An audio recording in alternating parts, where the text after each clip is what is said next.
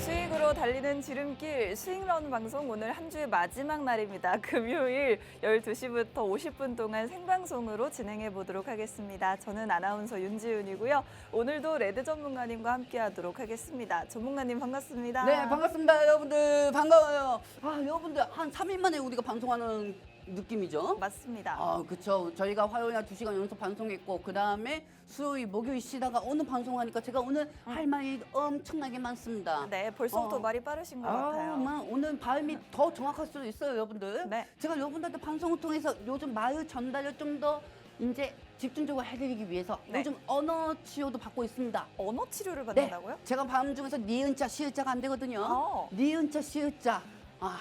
그러니까 뭐 예를 들면 리얼, 뭐 이런 부분은 계속 연습하고 있거든요. 아, 그래요? 여러분들, 제가 이제부터 혀가 길어질 거니 여러분들 걱정하지 마시고 그대로 보시기 바랍니다. 네. 자, 일단 한번 봅시다. 네. 다우, 나스닥, SP500. 자, 여러분들 빠르게 전달할게요. 다우가 뭡니까? 다우가 미국의 대표적인 기업 30개 간출인 기업입니다. 네. 그러면 그 30개 기업이 올라간다 하면 다우도 올라가고요. 그 30개 기업이 그중에서 3-4개가 하락폭이 4%에서 5% 빠진다고 하면 네. 다우도 빠질 수밖에 없죠. 오. 그렇기 때문에 저는 이제 일라리리리 비만 치료제 일라리리리. 그 바이오 쪽이 6% 정도가 빠졌고 JP모건이 4% 정도가 빠졌습니다. 그러니까 즉 다우는 하락이 될 수밖에 없고요. 왜요? 네, 좋습니다. 전문가님 그 셔츠가 바지 밖으로 나왔다고. 왜 근데 봐요?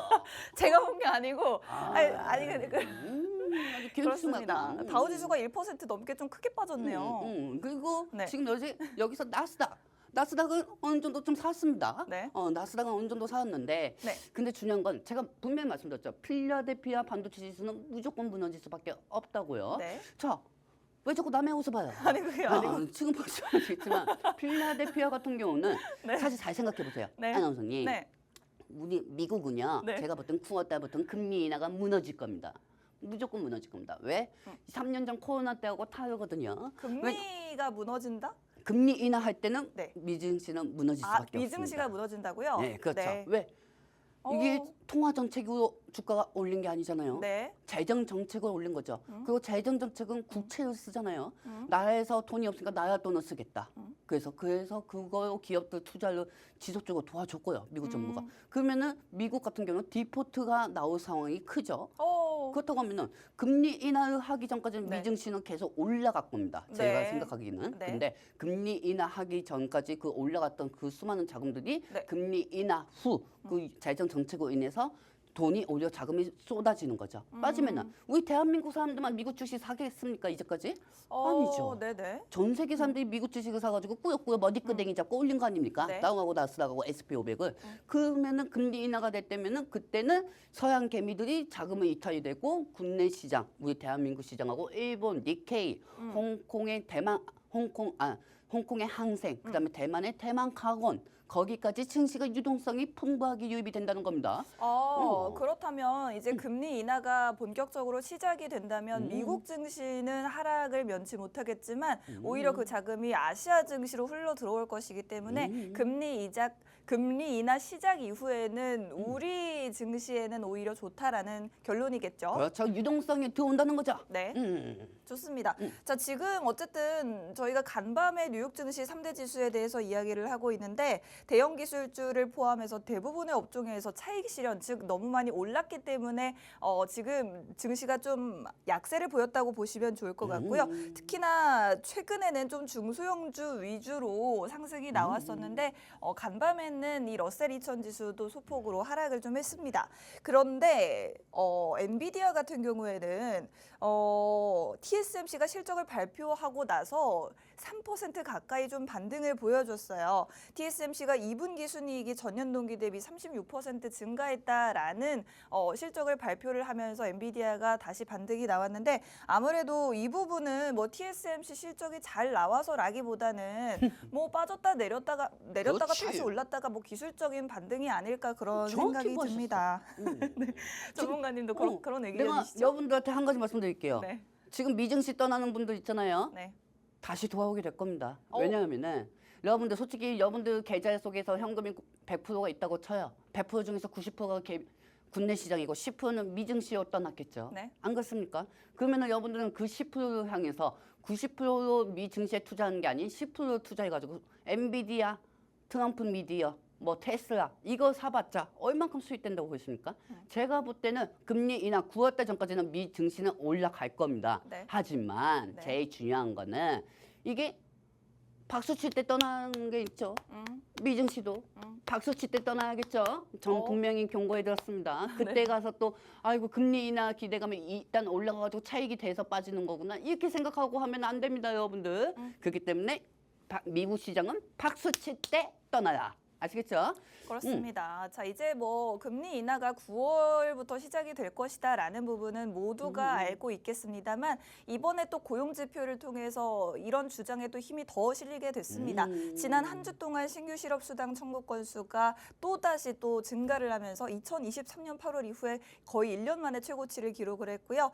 이렇게 노동 시장이 냉각하고 있다는 신호에 따라서 국제 유가도 하락 그리고 오늘은 미국에서 6월 생산자 물가 지수 PPI 지수가 발표되니 이 부분도 물가가 둔화되는지도 한 번 더 확인하시고 금리 인하에 대한 향방을 여러분들이 지켜보실 수 있을 것 같습니다. 자, 전문가님이 중요한 게 말입니다. 네네 뭐죠? 저번 주에도 그렇게 둔화가 됐는데 네. 그 일요일날 저번에 제가 월요일날 방송 때 말씀드리지 않았습니까? 뭐라고요? 이 부분이 아무리 좋게 나와도 네. 이 트럼프가 또 이번에는 왼쪽 귀에 총을 맞았잖아요. 네. 오른쪽 귀에 또 총을 맞으면 이거 다 의미가 없어요. 의미가 없습니다. 그렇습니다. 그러니까 금리 인하 기대감은 저번 주 월요일에 상승할 기회가 있었습니다. 네. 하지만 미국의 그 텍사스주에 거주하고 있는 메디스트리였던가 그 범인이 그 총 한 자루 가지고 시장은 전체를 수급을 꼬이게 한 기분만 들고 있는 상황입니다. 그러다 보니까 이런 상황에서 트럼프 같은 경우는 지지율이 더 올라갈 수밖에 없으니까 네. 이 금리 인하가 제대로 기대감은 반영이 못 받았던 거죠, 월요일부터. 그렇습니다. 그래서 전문가님이 이제 우리 시청자분들께도 교육을 해드렸던 내용이 시장이 회복되려면 두 가지가 만족이 돼야 되는데 무엇보다도 당연히 금리 인하가 네. 진행이 돼야 할 것이고 두 네. 번째로는 사실 이 부분이 조금 더 시급할 것 같아요. 바이든의 사퇴가 오히려 우리 증시를 좀 살려낼 수 있는 기회다라고 말씀을 해주셨습니다. 오늘 지금 바이든의 사퇴 가능성이 점점 커지고 있는 그런 이슈들이 많이 나오고 있는데 낸시 펠로시 전 미국 하원 의장은 바이든이 출마 포기 결심에 가까워지고 있다라는 발언을 했다고 하는데 이 낸시 펠로시 하원 의장이 굉장히 이제 바이든 대통령의 측근이라고 합니다. 아마 이 부분은 좀 공신력이 있는 것 같고 그리고 오바마 전 대통령도 바이든 대통령이 이번에 후보에서 좀 사퇴를 해야 되지 않느냐라는 의견을 제시를 했다고 하고 악시오스에서는 바이든이 이번 주말에 사퇴 의견을 표할 수도 있겠다라는 예측을 조심스럽게 내놨습니다. 워싱턴 포스트라든지 파이낸셜 타임즈 같은 미국의 일간지들은 바이든이 이제 대선 레이스에서 하차하는 쪽으로 이제 설득이 되고 있는 것 같다라고 했고요. 마지막으로 민주당의 고액 기부자들 사실 이제 미국에서는 뭐 그 지원이 가능하지 않습니까? 재정적인 지원이 가능한데 고액의 기부자들이 바이든 사퇴 안 하면 우리 민주당의 자금 지원 끊겠다라는 강수를 둘 정도로 지금 바이든에 대한 사퇴 압박이 굉장히 커지고 있는 상황입니다. 전문가님은 어떻게 보시나요? 사실 민주당 고액 기부자들 이쪽이 어디냐면 아랍 쪽이에요.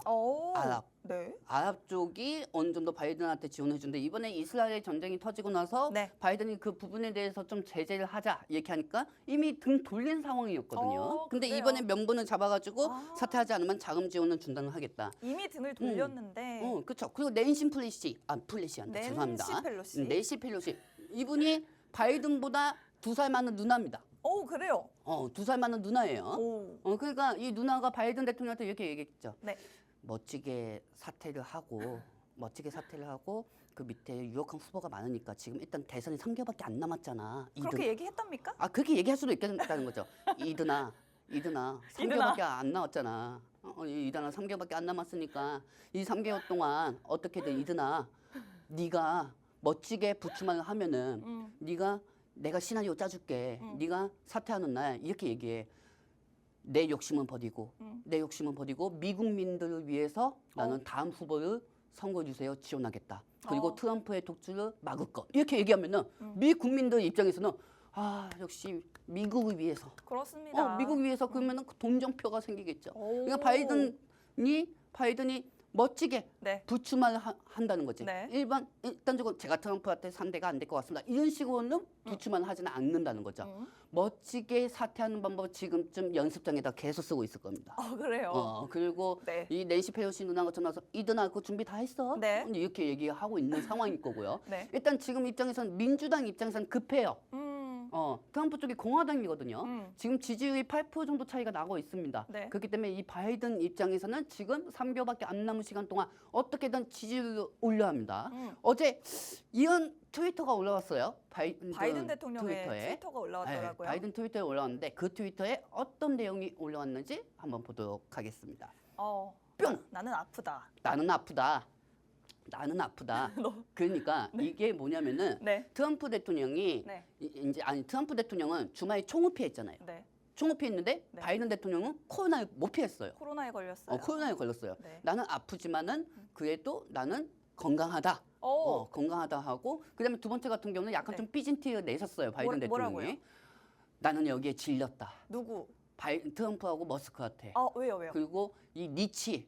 머스크가 니치잖아요. 그렇죠. 머스크로 인해서 선거 자금이 계속 들어오고 있다. 그런 부분에 대해서 너무 지쳤다 하니까 네. 그 옆에 보시면은 이 트럼프하고 머스크의 그 사진 창이 보이죠? 그게 네. 기금이에요. 예를 들면 별풍선을 쏴달라 이거죠.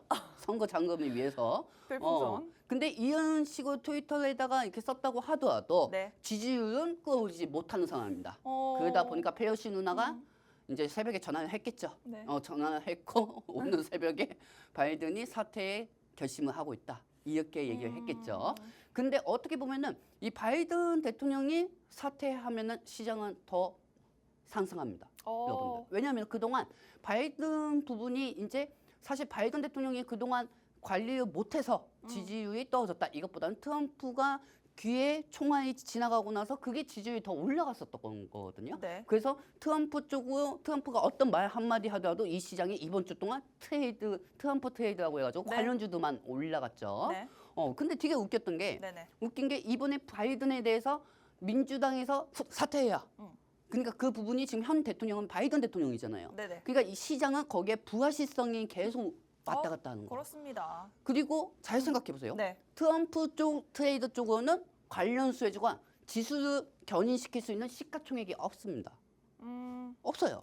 반도체나 2차 전지를 그다지 그다지 좋아하지 않고 좋아하지 않아요. 자기가 대통령 선거가 이제 얼마 안 남았기 때문에 일단 말부터 다 던지는 거예요. 네. 미국 자국 내에 도움을 주는 걸 심리적으로 적용시키기 위해서. 근데 바이든 같은 경우는 바이든 쪽이 지지율이 높아지면은 기술주들이 올라가죠. 기술주들이 올라가고 시가총액이 올라가죠. 그러면 네. 지수는 상승이 되는 거거든요. 그러니까 트럼프 쪽으로는 네. 이번 주 동안 시장이 답답했던 거는 네. 거래량이 없다. 뭐 이렇게 얘기도 나올 수가 있지만 거래량이 없는 게 아닙니다, 여러분들. 그럼요. 시장이 상승하기 위해서는 중심을 잡아줘야 하는 게 우량주입니다. 근데 그 우량주 쪽에서는 트럼프 수혜주가 없고 바이든 수혜주만 있기 때문에 지금 일단 트럼프가 귀 한 방에 이번 주 동안 시장이 계속 무너졌던 겁니다. 그러면 대표적으로 2차 전지가 제일 많이 빠졌겠죠. 네. 울고 싶습니다. 진짜. 근데 정의원님 그러면은 사실은 바이든 대통령이 좀 나서줘야지 바이든 대통령이 뭐 인플레이션 감축 법안도 그렇고 그리고 또 뭐 반도체 지원법 해가지고 반도체라든지 전기차, 2차 전지 관련주들의 주가를 좀 끌어올려줄 수 있는 힘이 바이든한테 있잖아요. 네. 근데 만약에 바이든이 사퇴를 하게 된다면 우리 증시에서 반도체나 2차 전지는 네. 좀 피해를 입는 거 아닙니까? 아닙니다. 아니에요? 오히려 상승이 됩니다. 왜요? 왜 그 부분은 상승되는지 제가 네네. 말씀드릴게요. 네. 여러분들 저는 정치 역사를 되게 좋아합니다. 네. 그 역사는 이게 순환이 되거든요. 그럼요. 그리고 똑같은 사이도 순환이 됩니다. 제가 한번 생각해봤습니다. 제가 트럼프 하면은 나는 어떤 얘기를 할까? 네. 그리고 내가 바이든이 하면 어떤 얘기를 할까? 어떤 얘기 하실 건가요? 그러니까 즉 내가 바이든이라고 하면 나는 일단 트럼프한테 밀리고 있어. 그렇죠. 트럼프한테 밀리고 있으니까 네. 내 입장에서는 어떻게 보면은 지금 다음 후보로 선정하고 그 후보를 어찌됐든 3개월 동안 끌어올려야죠, 지지율을. 그리고 그 안에 든든한 우군이 또 누가 있습니까? 오바마가 있습니다. 오바마 전 대통령 말하는 오바마가 건가요? 있습니다. 네. 그러니까 오바마도 이든이 형 이건 아닌 것 같아. 네. 이건 아닌 것 같아, 형. 형 저번에 젤레스키한테 푸틴이라고 했잖아. 그러니까 형 이건 아닌 것 같아. 이건 아닌 것 같으니까 형 세 달 동안 우리 트럼프한테 지면 안 되잖아. 형 할 수 있어. 트럼프가 지지율 조금 올라간 건 총 한 번 맞았을 뿐이야. 그러니까 형 이 부분에 대해서 형 이제 날리자. 날려. 날리면은 돼. 트럼프를 트럼프를 날리면 돼. 네. 그러니까 이 부분에 대해서 형 네. 한번 해보자 하니까 바이든도 오케이 이게 나왔던 거죠. 그래요. 그러니까 이 부분에서 이미 바이든은 저는 마음 먹었다고 보고 있습니다. 벌써 그렇다고 사태를 하면은 마음 먹었다. 그렇다고 하면은 네. 바이든이 사퇴를 하면은 네. 오히려 바이든 후보로 나오는 후보들이 지금 트럼프하고 지지율 차이가 얼마 안 나요.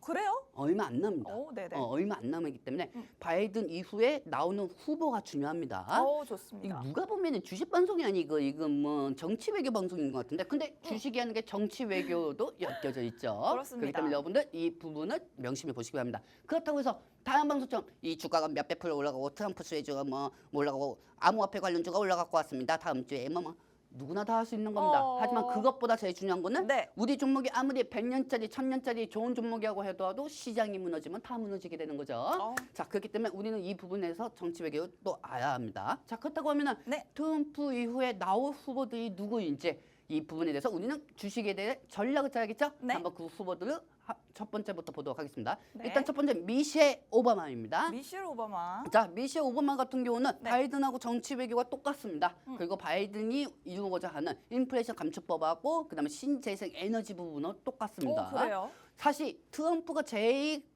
겁나고 하는 인물은 미셸 오바마입니다.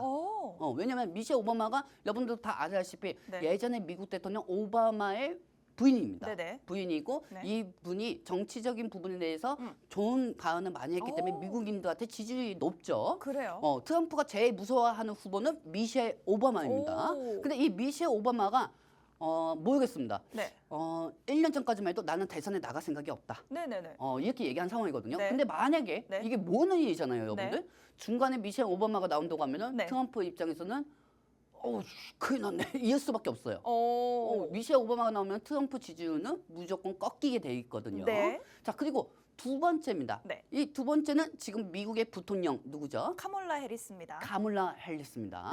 카몰라 헬리스인데 네. 이분 왜 이렇게 이름이 어려워? 축구 선수인 줄 알았어요 이미. 카멜라 헬리스 같은 경우는 약간 좀 느낌이 부통령인데 네. 지금 카멜라 헬리스는 지금 이 네. 트럼프 대통령하고 지지율 차이가 얼마 안 납니다. 네. 나봤자 한 4%, 3% 정도 차이가 나요. 오. 하지만 여성이잖아요. 그렇습니다. 지금 여러분들 공통된 걸 보시면 아시겠지만은 두 분 다 여성이네요. 네, 바이든 이후에 나오는 민주당 후보들은 다 여성입니다. 그러네요. 그러면 여기서 여러분들 잘 생각합시다. 네. 우리는 트럼프를 꺾어야겠죠. 네. 그렇죠, 여러분들? 트럼프를 꺾어야겠죠. 저는 뭐 트럼프가 되든 누가 되든 상관없습니다. 그럼요. 하지만 지금 시장이 긍정적으로 올라가기 위해서는 트럼프가 지지율이 꺾여야 한다는 거죠. 네. 자, 그러면은 이 시장에서 우리가 지금 상황에서 트럼프한테 직접적으로 대통령 나가지 마십시오. 이렇게 얘기는 할 수 없잖아요. 바이든한테. 그러면은 이 시장을 이용해서 저번 수익보다는 이번 주 동안 트럼프로 인해서 꺾인 종목들이 어떻게 올라가는지 그 시나리오 알려드리도록 하겠습니다.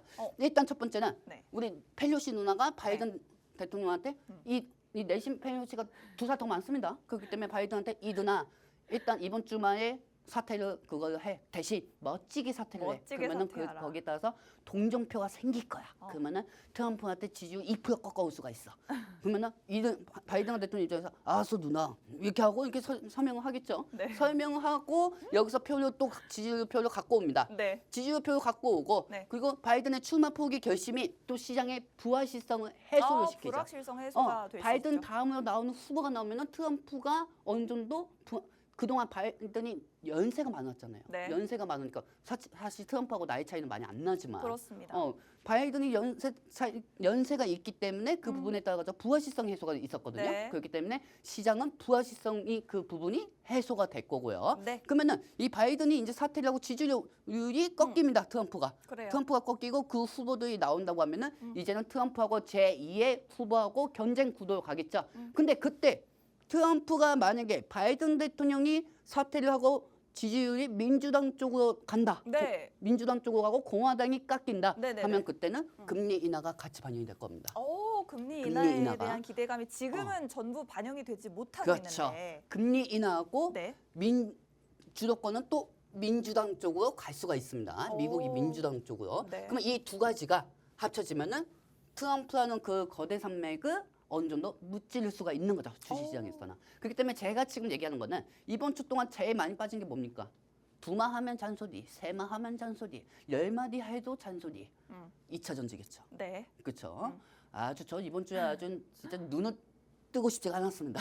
그러니까 그만큼 빠졌던 건데 근데 네. 2차 전지주는 이번 주에 빠진 건 그나마 기술적 나쁘고 축소할 수가 있습니다. 네. 근데 여러분들 네.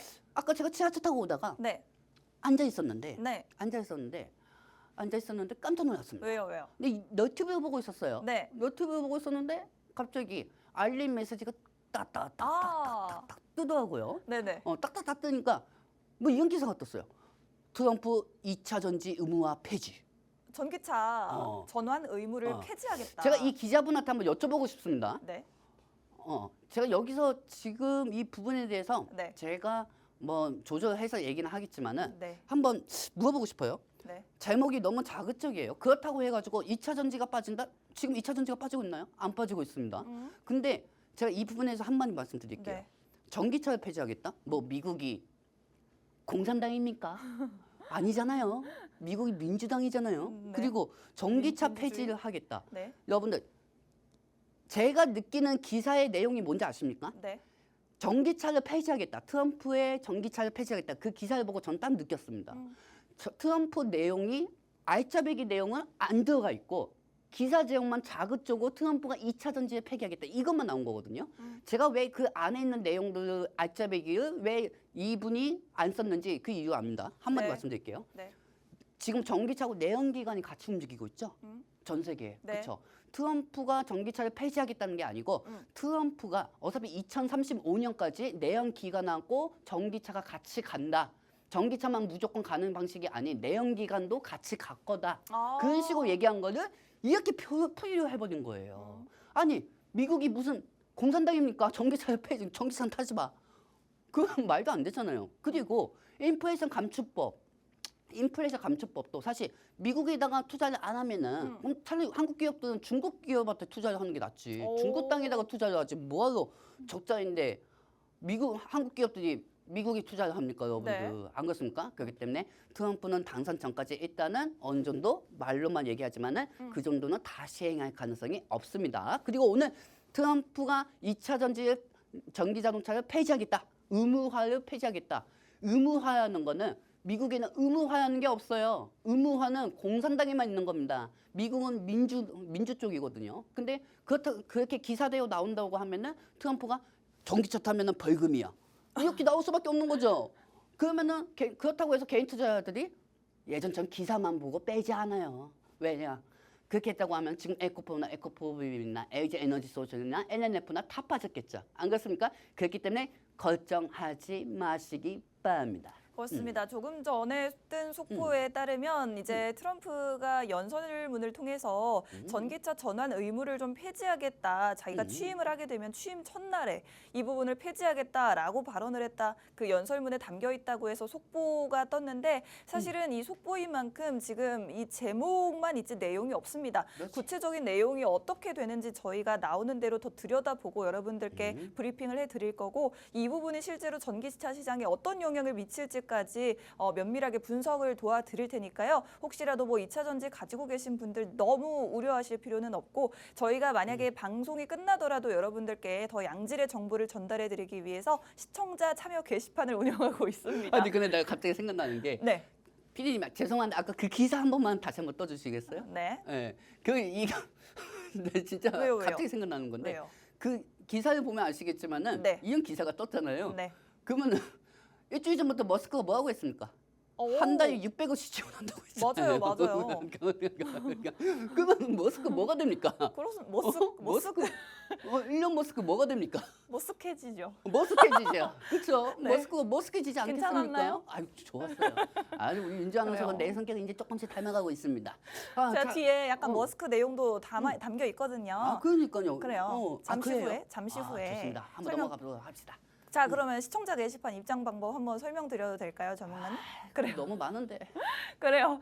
저희 시청자 참여 게시판이 지금 문이 열려 있는데 생방송 중에만 여러분들이 들어오실 수가 있기 때문에 지금 빠르게 입장을 해주셔야지 저희가 드리는 정보들을 다 받아가실 수가 있습니다. 지금 카메라를 통해서 QR코드를 가깝게 비추기만 하시면 저희와 함께 하실 수가 있겠고요. 여러분들의 고민들 많이 올려주시면 실시간으로 소통도 해보도록 하겠고 방송은 일주일에 딱 4시간밖에 되지 않지만 저희 게시판에서는 계속해서 매일매일 24시간 여러분들과 소통을 하고 있으니 24시간 소통하면은 나는 자지 마야는 소리입니까? 한 18시간, 18시간 정도 좋습니다. 소통을 하고 있으니 여러분들 모두 입장하셔서 좋은 정보들 받아가시면 좋겠습니다. 사실 트럼프의 영향력이 너무나도 커서 트럼프에 대한 이야기가 모든 지금 자료들에 포함이 되어 있는데 금리 이제 좀 내리나 했더니 뭐 트럼프가 당선이 되면 금리 인하가 지연된다라는 우려가 좀 고개를 들고 있습니다. 이 그죠. 부분은 사실은 만약에 뭐 여러분들도 다 예상하고 계시듯이 미국에서 9월에 금리를 인하를 하게 되면은 이 부분이 이 바이든의 굉장한 뭐 업적이 되거든요. 그렇죠. 굉장히 좋은 일이 되거든요. 이 그렇죠. 좋은 일을 시켜주고 싶지가 않은 겁니다, 트럼프가. 그래서 아주 참 그래서 속이 진짜 이제 트럼프가 어떻게 얘기를 하냐면 연준이 9월에는 정치적 중립을 지켜야 된다. 금리를 동결하는 것이 정치적 중립을 지키는 것이다라고 이야기를 하면서 뭐 본인이 되고 나서는 한 2-3번 내리겠다. 누가 보면 이미 된 것 마냥 얘기하죠. 그렇습니다. 사실 이런 부분들 얘기를 하고 있는데 반박이 나왔습니다. 연준 인사들은 이제 매파 의원들도 나서서 이제 몇 파까지 나시잖아. 그래요. 금리 인하 임박했다라면서 트럼프의 주장을 뭐 전혀 개의치 않는 듯한 이분들은 모습을. 이제 빨리 퇴직하고 싶거든요. 저는 빨리 퇴직해가지고 나 이혼 퇴직할 건데 우리가 그 그래요. 군복이 너무 갖고 왔냐? 이거죠. 원래 예전부터 트럼프 대통령이 예전에 대통령일 때도 연준 의원 그때도 파워 의장이었거든요. 그러니까 그때도 서로 엄청나게 스파크가 엄청나게 있었어요. 그랬군요. 네. 왜냐면 그때는 네네. 코로나가 다시 한번 재확산이 됐잖아요. 네. 코로나가 다시 한번 재확산이 되니까 어떻게 보면 중국이 제일 크게 안 좋게 발명한 게 코로나죠. 그리고 그 코로나로 인해서 트럼프 한번 갔다 오고 그다음에 바이든도 한번 갔다 오게 되는 건데 네. 그 코로나로 인해서 지금 인플레이션도 다 올라갔고 그 시장에 돈이 풀리고 금리가 내려가고 금리가 올라갔던 겁니다. 이게 다 코로나의 네, 다 코로나의 힘이었던 이게 거죠. 다 코로나의 네, 때문이다. 그렇죠. 근데 지금 문제는 네. 아나운서님 잘 생각해 보세요. 네. 트럼프가 저는 트럼프가 머리가 좋다고 생각해요. 왜냐하면 트럼프가 네. 어차피 9월달에 금리 인하 하잖아요. 네. 그러면 시장이 무너질 거는 거 알고 있거든요. 아. 트럼프가 대통령일 때는 금리 인하 때는 그때는 통화 정책이었습니다. 네. 코로나로 터져가지고 경기가 너무 어렵다. 그러니까 나라 부양에 경제 나라 전체적으로 돈을 헬리콥터 타가지고 돈을 이렇게 뿌려간다. 그렇죠. 돈을 뿌려간다. 이게 돈을 뿌렸으니까 네네. 주식시장하고 부동산이 올라갔던 거죠. 그렇습니다. 진짜 말도 안 됐던 게 정말 부동산 엄청 많이 올라갔잖아요. 근데 다 뿌렸는데 이 뿌리고 나서 어느 순간에 이제 미국은 전 세계에 뿌린 돈 다 걷어야 하잖아요. 네. 그때는 통화 정책이었단 말이에요. 네. 근데 그때 이제 이 통화 정책의 주가가 다 오르고 나서 돈을 다 흡수했잖아요. 다 흡수하니까 다시 금리 올리고 하니까 주가가 떨어진 거죠. 그래서 그때 트럼프가 빨리 파월 의장한테 금리 더 내어야. 네네. 금리 더 내어야 지금 네. 고금리 가면 큰일 난다. 네네. 얘기했는데 네. 파월 의장의 뜻이 맞았던 거죠. 그때. 어허. 그리고 두 번째는 지금하고 그때하고는 틀립니다. 그때는 통화 정책으로 올라갔어요. 근데 지금은 미국 같은 경우는 재정 정책으로 올라가는 겁니다. 재정 정책은 뭐냐면은 나라에 돈이 없으니까 구체를 계속 쓰는 거야. 채권을 계속 쓰는 거야. 네. 채권을 계속 써가니까 나라에 돈이 없으니까 은행에서 돈 좀 빌려줘. 빨리 빌려줘. 그걸로 인해서 주가가 부양이 됐던 거고 미증시만 올라갔던 겁니다. 미증시 올라가니까 또 우리 한국 투자자님들 그 계좌도 관리 못하면서 말이야. 그러면서 한국 시장도 못하면서 미국 시장으로 넘어가겠다고. 네. 네. 나 여러분들 얘기하는 거 아니에요. 네. 그래서 근데 네. 그쪽으로 해가지고 또 시장이 수금했는데 또 필라델피아가 무너지고 있네. 그렇습니다. 그러니까 여러분들 잘 생각하세요. 내가 결정권을 드릴게요. 네. 미국은 9월 금리 인하 환율 100%입니다. 하지만 미국이 올라갔던 거는 그동안 통화 정책으로 올라간 게 아니죠. 네. 재정 정책으로 올라갔던 거죠. 그러면은 나라의 돈을 끌어 모아가지고 자기 스스로가 주가를 다 올렸는데 금리 인하되면은 그 유동성이 빠집니다. 9월 때까지는 미증시는 계속 올라갈 거예요. 제가 볼 때는. 네. 하지만 이 금리 인하가 됐을 때는 그때는 통화 정책을 올린 게 아니 재정 정책가 올라가기 때문에 그 수급들이 오히려 빠지고 그 안에 있는 이 뭉치돈 있잖아요. 저금통에 들어간 돈들, 이 돈들이 전 세계 쪽으로 유동성이 또 풀린다는 겁니다. 그러니까 금리 인하 때는 한국 국내 증시는 반영이 되는 거지만은 미국 시장 같은 경우는 반영이 될 수가 없죠. 그리고 미국 시장에서는 필라델피아하고 나스닥이 몸통이 한 몸통이나 마찬가지잖아요. 필라델피아는 빠질 수가 있습니다. 그렇기 때문에 엔비디아는 못해도 파월 중순에서 파월 말까지 갖고 계시는 걸 전 추천해 드립니다. 그렇습니다. 아무래도 금리 인하가 본격적으로 시작이 되면 미국에서 증시 지수도 물론 빠질 거고 대표적으로 AI 반도체주들이 이제 좀 하락의 길을 걷지 않을까 그렇죠. 이런 예측을 해주셨고 그렇기 때문에 8, 9월 전에는 AI나 반도체주들 투자하고 계시다면 좀 정리하시는 게 좋겠다라는 말씀을 해주셨습니다. 자, 지금 반도체에 대한 불안감을 트럼프가 계속해서 키우고 있는데 뭐 엔비디아라든지 TSMC라든지 이런 대만의 반도체 기업들이 너무나도 선전을 하고 있다 보니까 대만이 우리 미국의 반도체 사업을 전부 다 장악하고 있다. 근데 뭐 대만이 우리한테 뭘 해줬느냐? 우리한테 대만이 방위비라도 더 내야 된다. 이렇게 하면서 압박을 하고 있고요. 역시 장사꾼이야. 그렇습니다.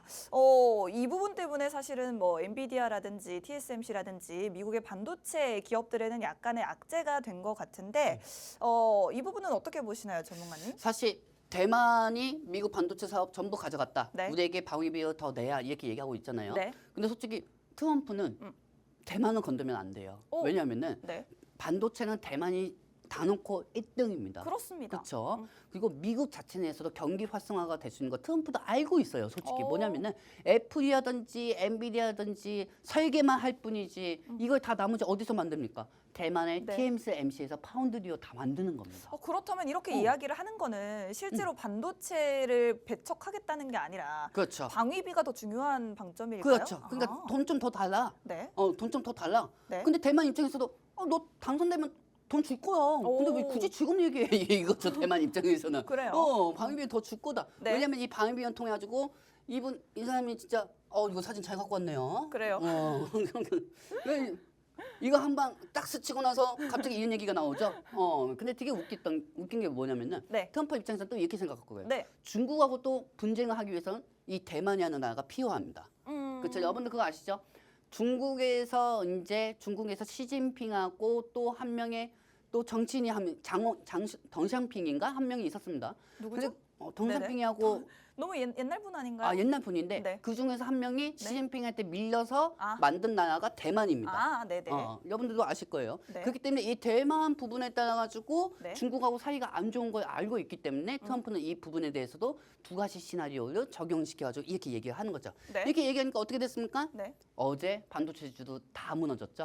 그리고 코스피 쪽에 있는 반도체주들이 시가총액이다 보니까 도저히 상승할 기미가 안 보이고 계속 빠졌던 겁니다. 하지만 네. 삼성전자 같은 경우는 어제 환율이 떨어졌기 때문에 외국인들이 순매수가 말아 올렸죠. 네. 자, 코스피가 빠지니까 당연히 중소형주들도 어제 빠졌던 거고요. 자, 그리고 여기서 미국 반도체 빠져도 걱정 없다. 국내 반도체주 SK 하이닉스 제외하면 금리 인하 수혜 가능. 우리 윤지은 아나운서 참 이뻐 죽겠어요. 이런 거 잘 정말 말뭐 정리해왔네. 그대로 가져왔습니다. 왜냐하면은 여러분들 SK 하이닉스 한번 차트 한번 보도록 할게요. 네. 자, 여러분들 SK 하이닉스 차트를 보시면 아시겠지만 SK 하이닉스는 그동안 시장의 수급들을 야금야금 다 욕심쟁이처럼 다 먹었습니다. 돼지 저금통. 돼지 저금통이에요. 돼지 저금통이 그러니까 SK 하이닉스가 아이고. 몸무게가 50kg였던 기업이 갑자기 몸무게가 100kg가 넘었어요. 저 너무 개파락이 나왔네요. 지금 어제 개파약이 나왔고 네. 오늘 약간 좀 어제 그동안 하약 부분에 대해서 기술적 반등이 나오고 있죠.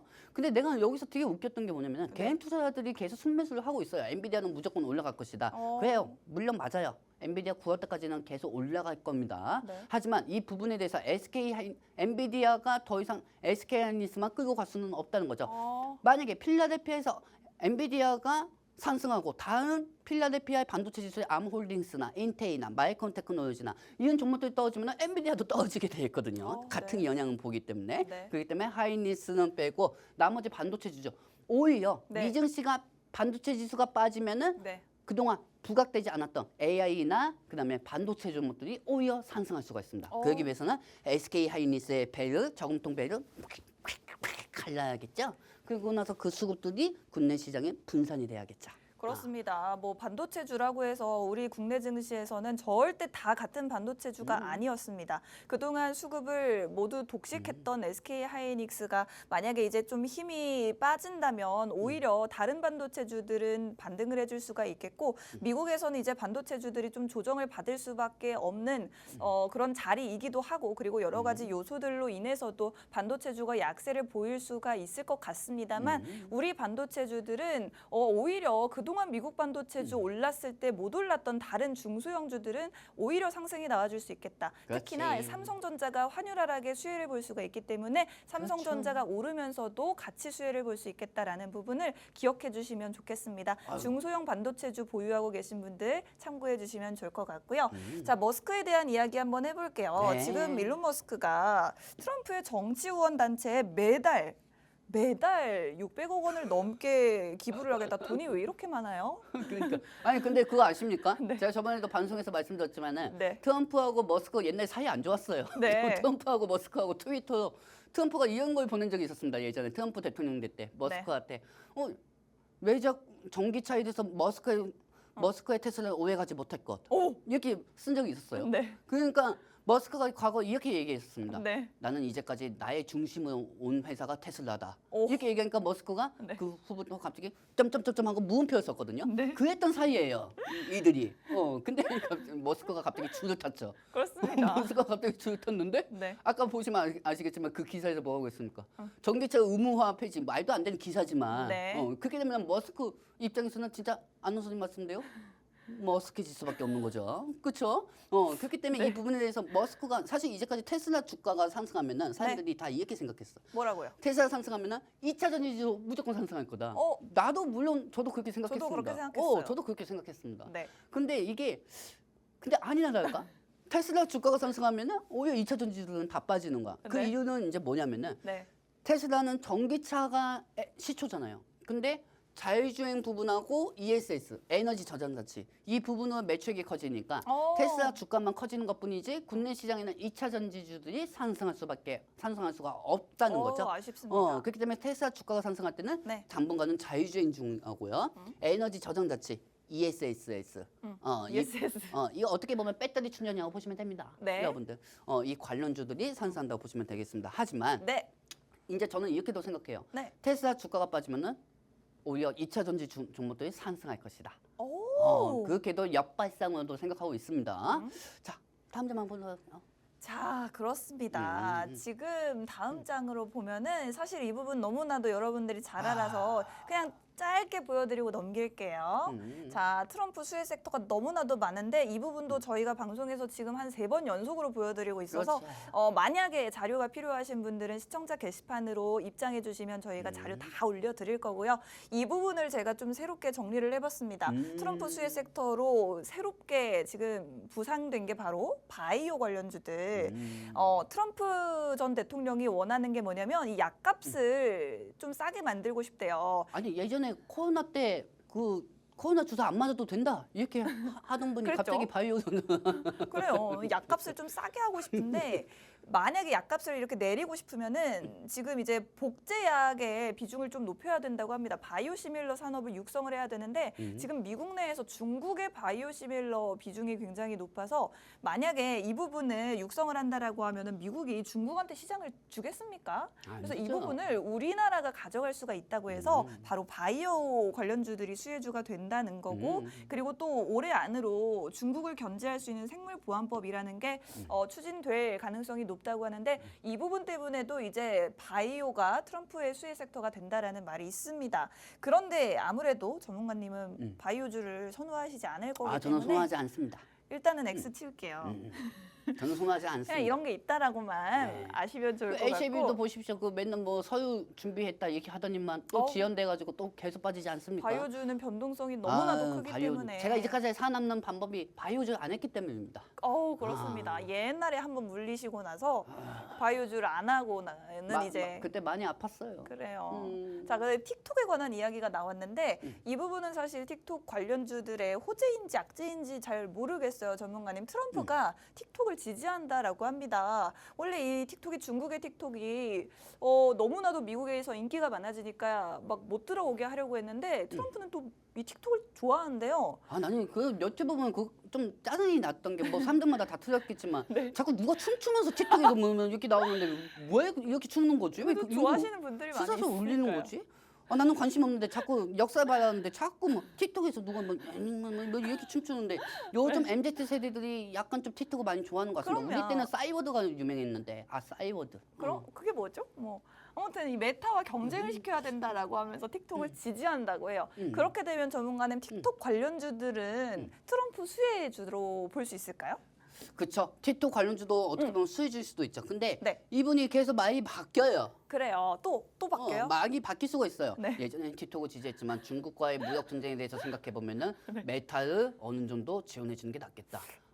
존중. 내가 그때는 존중 못했지만 이번에는 존중하겠다. 그럴 때 만약에 그때는 합니다. 트럼프가 지지율이 조금 떨어졌을 때, 네. 떨어졌을 때 트럼프 또 많이 바뀔 겁니다. 그래요. 그렇기 때문에 너무 확전적으로 트럼프 관련주다 이렇게 보시는 것보다 네. 사실 트럼프가 예전부터 틱톡에 대해서 지지를 한다 얘기했었거든요. 네. 그때는 그렇게 부각이 없다가 어제 FSN이 좀 상승하는 모습을 보여줬죠. 오. 그렇기 때문에 이거 지속적으로 본다는 거는 좀 네. 의미가 없다고 저는 보고 있습니다. 지속적으로 주목할 만한 테마는 아니다라고 정리해 보겠고 마지막으로 사실은 이 모든 이 미국 트럼프의 머릿속에는 중국밖에 없는 것 같아요. 중국을 견제하기 위해서 또 중국 조선업에 대한 견제가 심해질 것이라고 하는데 자 조선주들 어떤가요? 여기서 제가 제일 좋게 보는 종목은 하나 엔진입니다. 하나 엔진을 네, 좋아하시는군요. 하나 엔진은 보고 있고요. 네. 그리고 여기서 하나 오션, 오, 하나 오션. 오션. 그다음에 여기서 또 KSP. KSP. 네, KSP하고 하나 엔진, 하나 오션.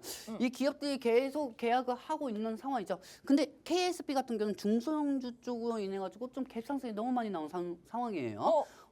계약은 하나 엔진이 땄는데 KSP가 올라가는 경우도 되게 많죠. 그렇습니다. 그러니까 이 조선주 쪽에서는 한쪽이 수주 계약했다고 하면은 이게 시가총액이 크다고 하면은 이 안에서 중소형주가 먼저 뜹니다. 네.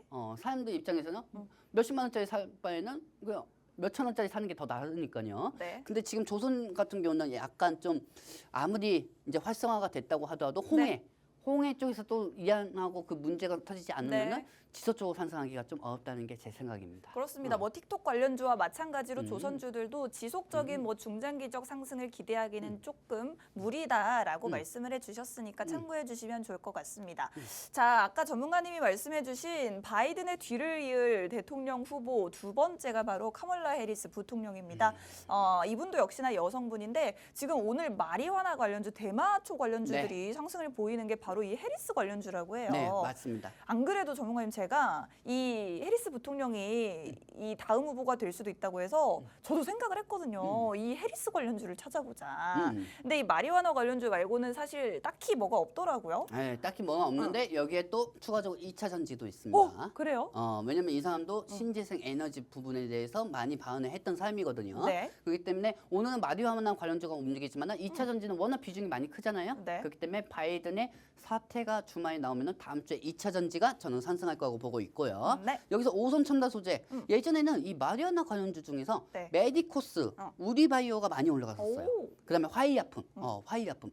이 중에서 옛날에 대전주는 화일약품이었거든요. 화일약품이었군요. 근데 최근에 이번에 오선 첨단 소재 같은 경우가 주가가 계속 상승하고 있죠. 네. 그렇기 때문에 오선 첨단 소재 쪽으로 좀 관련주가 좀 시세에 나오고 있고요. 네. 예를 들어서 이제 그런 거지.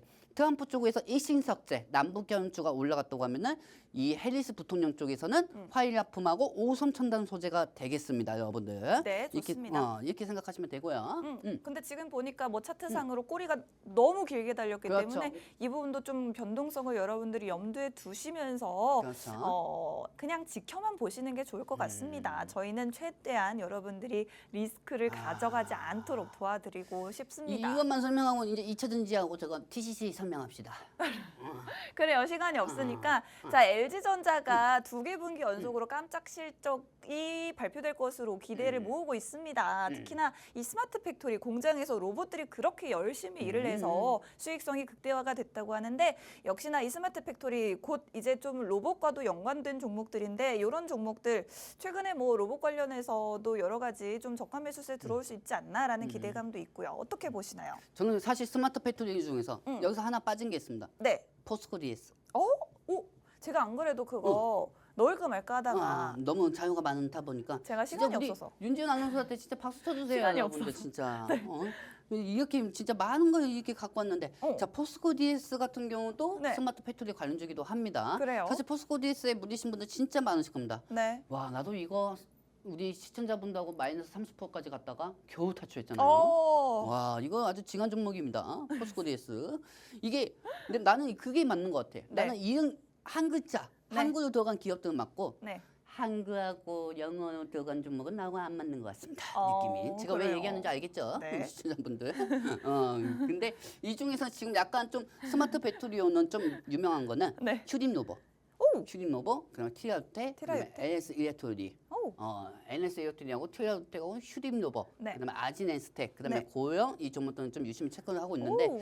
지금 일단 시장이 좀 기술주, 스마트 팩토리도 좀 어느 정도 기술주인데 네. 요번 주가 올라가야 같이 스마트 팩토리도 가연주가 올라갑니다. 네. 그렇기 때문에 단발성으로만 보시면 되고 그동안 많이 상승했기 때문에 좀 차이가 기술주가 올라간다고 하면은 여기서 수급이 또 이탈이 될 수가 있으니까 이 점은 좀 유의하시기 바랍니다. 그렇습니다. 로봇주도 뭐 유망하게 볼 수도 있겠지만 만약에 기술주의 상승 타이밍이 오게 된다면 오히려 좀 조정을 받을 수 있는 위험이 있기 때문에 염두에 두시면 좋겠고 이제 저희가 2차 전지 이야기를 할 거예요. 그런데 저희가 좀 준비한 자료가 많은데 오늘 다 말씀을 못 드릴 것 같아서 이런 자료들은 여러분들이 시청자 게시판에 지금 입장을 하시면 저희가 다 아낌없이 무료로 오늘 이것도 너무 얘기를 하고 싶었거든요. CBDC 관련주 다 드릴 테니까 지금 빠르게 입장하셔서 자료 받아가시면 되겠습니다. 카메라로 QR코드 스캔만 하시면 저희의 자료 무료로 다 받아가실 수 있습니다. 자, 그럼 2차 전지 이야기 한번 해볼까요? 자, 여러분들 일단은 지금 한번 보도록 합시다. 네. 일주일 동안 엄청나게 많이 빠졌어요. 네. 일주일 동안 엄청나게 많이 빠졌습니다. 네. 진짜 많이 준비해왔네. 네.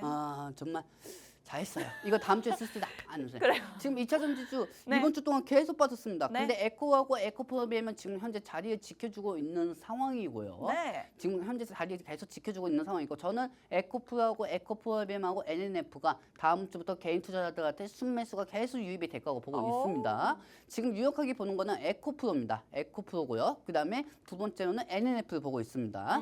NNF 같은 경우는 최근에 주가가 2차 전지 리스크로 인해가지고 같이 빠졌던 거죠. 네. 근데 이게 사실 일요일에 트럼프의 그 돌발 상황, 트럼프한테 총을 쐈지 누가 어찌 알았을까요? 그래요. 그렇죠, 여러분들? 네. 그렇기 때문에 그 부분에 따라서 트럼프가 지지율이 올라가고 2차 전지주가 빠진 건데 여기서 우리가 대표적인 종목은 TCCT 한번 보도록 하겠습니다. TCCT 한번 보도록 할게요. 네. 뿅! 저는 보여드리고 싶지 않은데. 괜찮아요. 이제 저번 주에는 서해 바다 쪽으로 빠졌다고 하면 이번에는 태평양까지 갔어요. 그리고 나서는 많은 분들이 저한테 얘기합니다. 네. 레드 TCCT 박사났네. 그렇게 얘기합니다. 네. 근데 내가 자신이 없었으면 내가 여러분들한테 이렇게 내가 빠진 걸로 내가 공개를 할까? 여러분들한테. 그리고 솔직하게 말씀드려서 지금 좋아요. 이번 주 동안 14% 빠졌습니다. 14% 빠져가지고 마이너스 30%에서 지금 29.08이 됐습니다. 뭐 하긴 뭐 29.08이나 30%나 마찬가지지만. 네. 근데 여러분들 제가 지금 생각하는 시나리오가 뭔지 아십니까? 뭐죠? 저는 다음 주부터 기술적 반등으로 못해도 54,000원에서 55,000원까지는 올라갈 거라고 보고 있습니다. 그리고 계속 TCCT 같은 경우는 이 네. 종목이 악재가 있어서 빠지는 것도 아니고 이 TCCT만 빠졌을까요? 그리고 2차 전지에서 제일 중요한 건 원통형 배터리입니다. 그리고 LG 에너지 솔루션하고 삼성 SDI가 다음 거는 다 투자를 멈춰도 움직이고 있는 게 원통형 배터리라는 거죠. 그리고 저는 이 TCC들이 오늘 에코프하고 에코프로비엠이 움직여도 같이 안 움직였던 이유는 네. 전체적인 섹터가 움직이지 않았기 때문에 가장 최근에 많이 빠졌던 우량주 쪽은 에코프하고 에코프로비엠이 열세를 부여주고 다음 주에 바이든이 사퇴를 하면은 저는 2차 전지 에코프로나 에코프로비엠이 올라가고 보고 있습니다. 네. 그렇기 때문에 많은 분들이 어차피 이렇게 생각합니다. 2차 전지주 계속 빠질 거하고 그러면 그렇게 생각하시는 분들은 계속 그렇게 생각하고 트럼프 관련주 남북경협주나 사십시오. 저는 이렇게 무너져도 저는 자신감 있게 저는 2차 전지로 가도록 하겠습니다. 그렇습니다. 아무래도 여러 가지 돌발적인 상황들에 의해서 2차 전지주들 빠지면서 우리가 공략하고 있는 TCC 스틸도 함께 좀 많이 하락을 했는데 그래도 앞으로 다음 주는 내가 이제까지 해온 게 얼마인데 TCT 하나요 내가 무너질 수는 없잖아요. 그래요. 저희와 함께 하시는 여러분들이 그래도 지금까지 저희와 함께 믿고 따라주셔서 너무나도 감사하다는 말씀 드리면서 앞으로도 여러분 여러분들이 최대한 좀 안정적으로 수익 취하실 수 있도록 끝까지 도와드리도록 하겠습니다. 다음 주는 2차 전지라고 이렇게 마무리 지어보도록 하겠습니다. 본 방송에서 제공해드리는 정보는 투자 판단에 대한 조언일 뿐 주가 상승을 보장하지 않는다는 점 유의하시기 바랍니다. 저희는 다음 주에 다시 찾아뵙겠습니다. 주말 잘 보내세요.